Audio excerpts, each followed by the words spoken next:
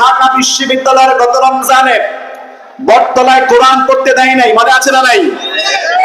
ঢাকা বিশ্ববিদ্যালয় গত রমজানে বিশ্ববিদ্যালয়ের ছাত্ররা রমজানের সম্মানে কোন বিশ্ববিদ্যালয়ের ক্লাসরুমে না, বটতলায় একটা গাছের নিচে কোরআন শিক্ষার আয়োজন করেছিল। সেই বিশ্ববিদ্যালয়ের শিক্ষক কলা অনুষদের ডিন নোটিশ করেছে, এত বড় সাহসকার কোরআন শিক্ষার আয়োজন ঢাকা বিশ্ববিদ্যালয়ে বসিয়েছে। কোরআন শিক্ষার আসরে বন্ধ করে দেওয়া হলো। বিশ্ববিদ্যালয়ের হলের একজন ছাত্র বলছে, 6 মাস আমি গোসলখানায় নামাজ পড়েছি, ফজরের নামাজ। ফজরের সময় হলে সন্ত্রাসী গোষ্ঠীরা মসজিদের সামনে দাঁড়িয়ে থাকতো। কোন ছাত্র ফজর পড়তে মসজিদে ঢুকে লিস্ট করতে তাকে জঙ্গিবাদ বানিয়ে দিত। ছেলেটা বলছে, 6 মাস গোসলখানায় নামাজ পড়েছি, ফজর। বিশ্ববিদ্যালয়ের মধ্যে কোরআন শিক্ষা গাছের তলায় পড়তে দেয় নাই, অথচ সেই বিশ্ববিদ্যালয়ে উন্মুক্ত ভাবে গান বাজনা মদ জুয়া কি না হতো।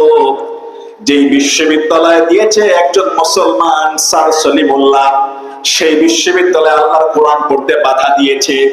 6 মাসও হয় নাই, ছাত্ররা সেই কলা অনুষদের ডিন স্যারের সামনে গিয়ে দাঁড়িয়ে দাঁড়িয়ে কোরআন পড়েছে। বেচারা বাধ্য হয়ে আল্লাহর কোরআন শুধু শুনেই নাই, ছাত্রদের সঙ্গে মোনাজাত পর্যন্ত তুলেছে। সুবহানাল্লাহ।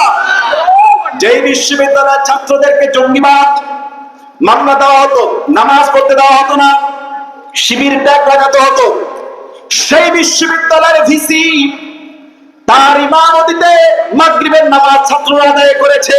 সুবহানাল্লাহ বলবেন না? এটাই হলো পুরুষ শাসকের বরকত, ঠিক কিনা? এটাই হলো পুরুষ শাসকের বরকত। বিশ্ববিদ্যালয়ের ভিসি হয়েছেন তিনি, ইমামতি করতে পারেন যিনি। সুবহানাল্লাহ।